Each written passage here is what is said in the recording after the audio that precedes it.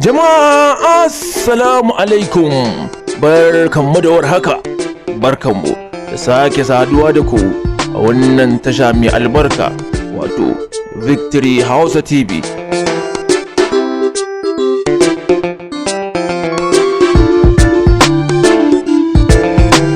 Rundunar 'yan sandan Najeriya ƙarƙashin jagorancin shugaban 'yan sandan Najeriya Ibrahim Idris sun tabbatar da kame kwamandodin 'yan ƙungiyar Boko Haram guda 22 da suka tabbatar da cewa 8 daga ciki suna daga cikin sace 'yan matan sakandaren Chibok da aka sace a shekarar 2014.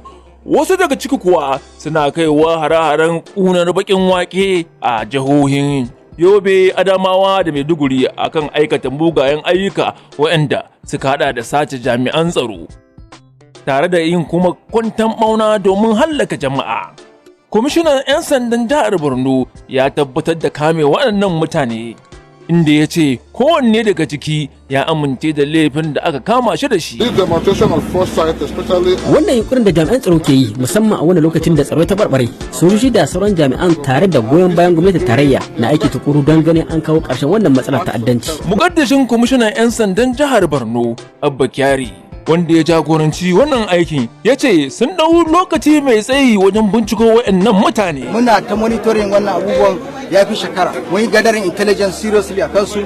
Dukkan su 22 da kuke gare, they are part of this suicide bombing da suka yake faruwa a cikin gari. Kuma bayan haka sun yi operations da yawa na Chibok Girls, na Bama, na Goza, na Mubi da wayansu attacks da yawa. 'Yan ƙungiyar Boko Haram ɗin dai sun amince da laifin da aka kama su da shi. Na fara sanan da ba muka haɗu da wayannan. Da muka haɗu da wayannan to haka sun fara kawo bom. Sun kawo bom ɗin nan su muna sa tare a cikin gari. Area Bagaro irin su muna su 33 su kasuwa su go service da haka. To akwai wanda suke kawo ne sun kawo shi wannan yaran ɗin na abun nan. Shine yake dogo ana zuwa cikin gari sai mu haɗu sai mu. Ina yin ma bada suna zoliya na ne su ce yau za su bani kuɗi su gobe za su bani kuɗi to haka na karshe na tuka suka ɗan bani suka bani 200 bana kin godan da gozu da ka wasu goye wani ya shana shigo santar leno Allah ne nan mena gare kuri ran da gozu na kadar le na me wani suna ya karamu so a wasu kamarun so duk mu bisa da gozu da a bashari so warbosa so duk an da gozu da. Abubakar Kuri ya tabbatar da yadda suke wa 'yan ƙungiyar ajiyan kayan su. Ba da ne ya kai ya ajiye min sau biyu kaya, ni gadi nake a gidan mai da sai ya ce ni gadi tukuna wayan su za su zo su dauka sai na ajiye ni gadi da nake sai yaran kwamu da biyu akwai suna na wajen ya tura su suka zo suka dauka. Saboda Allah wannan gashi wanda muna hankali tare da shi wannan shine ya fara kawo alaƙa tare da su.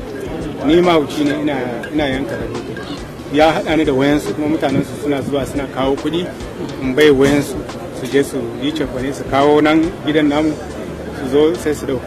Daga baya na gane lalle ashe su Boko Haram ne. Kuma a cikin su da kuke gani a shirin da wani abu din sun kai guda 10 da muka kama cikin gari wanda suna zama da jama'a. Dan Allah jama'a su sa ido duk wani wanda suka gani yana wani abin da ba a gane ba a gaya ma security agent. A channel Victory Hausa TV wanda ke kawo muku al'amurori da suka shafi al'amuran Bahaushe na yau da kullum da kuma na Najeriya.